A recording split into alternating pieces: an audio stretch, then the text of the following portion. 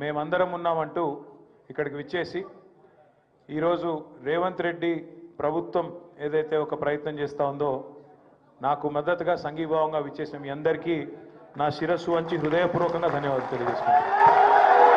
మనము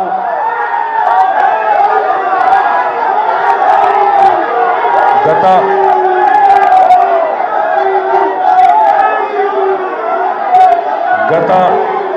10 సంవత్సరాల్లో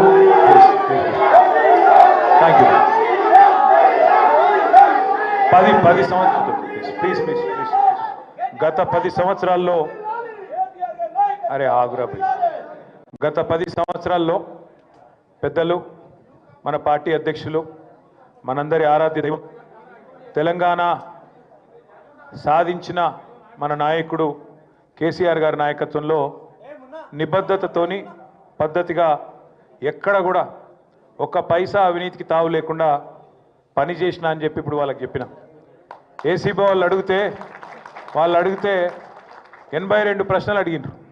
కాకపోతే పాడిందే పాటరా అన్నట్టు అడిగిందే మళ్ళీ అడుగుడు తప్ప కొత్త విషయం ఏం లేదు. వాళ్ళకి ఏంటంటే పాపం రేవంత్ రెడ్డి బల్మీటికి ఒక కేసు పెట్టించిండని వాళ్ళకు కూడా అర్థమైంది.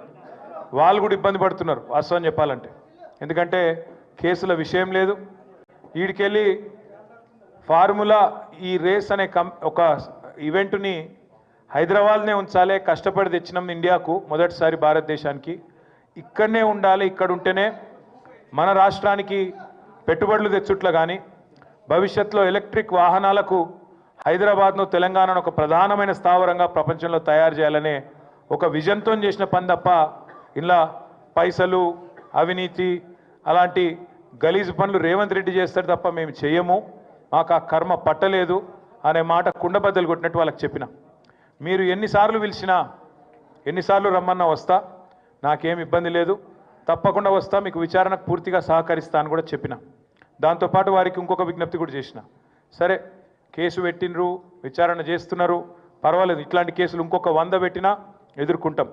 కానీ వాళ్ళకు ఇంకొకటి కూడా నేను చెప్పిన, మీరు మీ ప్రభుత్వం ఎన్ని కేసులు పెట్టినా ఎన్ని రకాల ప్రయత్నాలు చేసినా కేసీఆర్ గారి సైనికులుగా మేము మాత్రం ఖచ్చితంగా ఈ సంవత్సరం మొత్తం ప్రజా సమస్యల గురించే మాట్లాడతాం, ప్రజల గురించే మాట్లాడతాం, మీరు ఎత్తగొట్టిన రైతు భరోసా గురించి మాట్లాడతాం, మీరు ఈయని 4000 పెన్షన్ గురించి మాట్లాడతాం, మీరు ఇస్తానని చెప్పి మోసం చేసిన మహాలక్ష్మి 2500 రూపాయల గురించి మాట్లాడతాం, మీరు ఇస్తానని మోసం చేసిన 2 లక్షల ఉద్యోగాలు మా పిల్లల గురించి మాట్లాడతాం.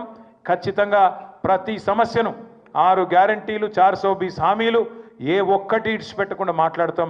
నువ్వు ఇటువంటి కేసులు 100 పెట్టుకో, వదిలిపెట్టమని చెప్పిన. సరే కేసు లేదు పీసు లేదు, నిజంగా చెప్పాలంటే మొన్న చెప్పినా మళ్ళీ చెప్తున్నా, ఇది ఒక లొట్ట పీసు కేసు మాత్రమే, ఇంట్లో ఏమీ లేదు. వీడికెళ్ళి పైసా పోయింది, ఆడ పైసా ఉన్నది, ఇక అవినీతి ఎక్కడ జరిగిందిరా అంటే వాళ్ళు ఒక్కొక్కరు నీళ్ళు మింగుతున్నారు. అందుకే అడుగుతున్నా నేను రేవంత్ రెడ్డి